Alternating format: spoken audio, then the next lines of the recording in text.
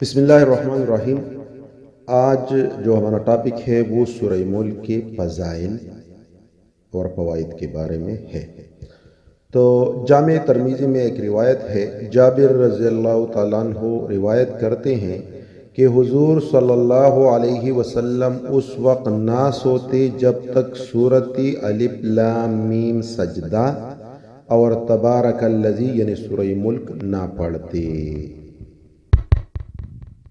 حاکم کی روایت ہے، عبداللہ ابن مسعود رضی اللہ تعالیٰ عنہ روایت کرتے ہیں کہ سورۃ ملک عذاب قبر سے رکاوٹ ہے۔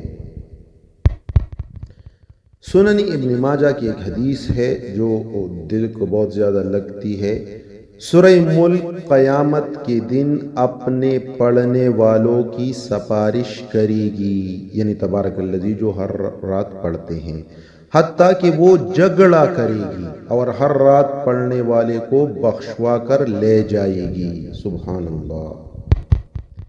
اسی سے ریلیٹڈ ایک حدیث طبرانی نے ذکر کیا ہے، سورہ ملک پڑھنے والے کے لیے قیامت کے دن جھگڑا کرے گی اور جنت میں لے جائے گی۔ سبحان اللہ۔ جامع ترمذی کی ایک روایت ہے اور یہ سنن ابی داود میں، ابن ماجہ میں، مسند احمد امام احمد میں یہ بھی موجود ہے۔ آپ صلی اللہ علیہ وسلم نے ارشاد فرمایا، قرآن حکیم میں 30 آیات پر مشتمل ایک ایسی صورت ہے جس نے اپنے پڑھنے والے کے لیے شفاعت کی یہاں تک کہ اللہ نے اسے بخش دیا، اور وہ صورت ہے تبارک الذی بیدہ الملک وہو علی کل شیء قدیر۔ ترمذی میں ایک حدیث ہے اور جس کا مفہوم کچھ یوں ہے کہ ایک صحابی نے ایسی جگہ خیمہ لگایا کہ انہیں معلوم نہیں تھا کہ اس زمین میں نیچے کوئی گمشدہ قبر تھی، اور اس قبر سے سورۃ ملک پڑھنے کی آواز آ رہی تھی۔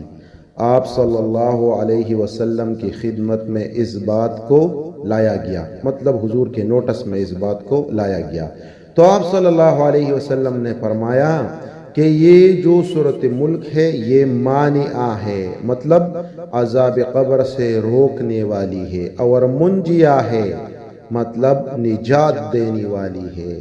عذاب قبر سے بھی مانعہ ہے اور قیامت کے دن نجات بھی دے گی۔ سبحان اللہ۔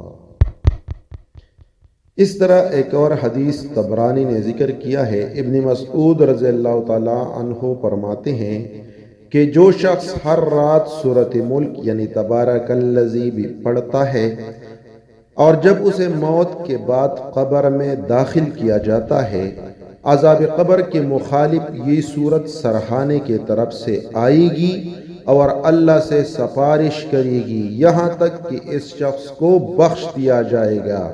پھر فرمایا یہ صورت منجیہ ہے، یعنی نجات دینے والی ہے۔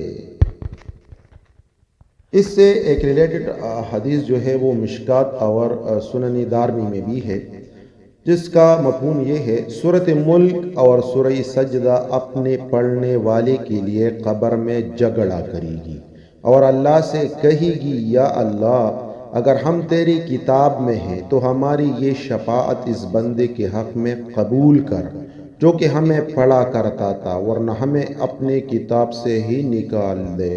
اللہ اکبر۔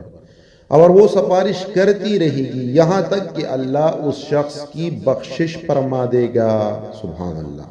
اور اس حدیث میں یہ بھی ہے کہ یہ دونوں صورتیں پرندوں کے طرح اپنے پر پھیلائے گی اور عذاب قبر کو روکے گی۔ سبحان اللہ۔ اچھا، ان حدیث سے پتہ چلتا ہے کہ سورہ ملک رات کو پڑھنی چاہیے اور یہ عذاب قبر سے آپ کو محفوظ رکھے گی۔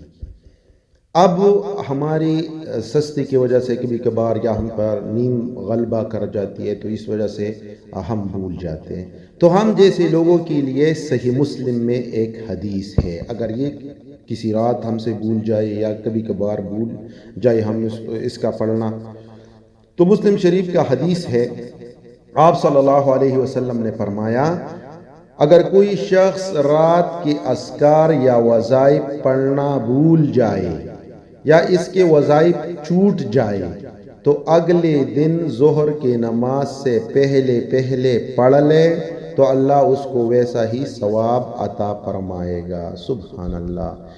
30 آیات والی یہ صورت ہے، سورہ ملک جسے تبارک الذی کہا جاتا ہے۔ عذاب قبر جس کی بہت زیادہ بیانک حدیثوں میں ان کا ایک سکیچ کھینچا گیا ہے، تو اس کے لیے یہ بہت زیادہ فائدہ مند ہے اور قیامت کی دن سفارش بھی کرے گی۔ ہمیں اپنی زندگی میں اس کو لانا چاہیے، اڈاپٹ کرنا چاہیے اور ہر رات اس کی تلاوت کرنا ضروری سمجھنا چاہیے۔ جزاکم اللہ خیر۔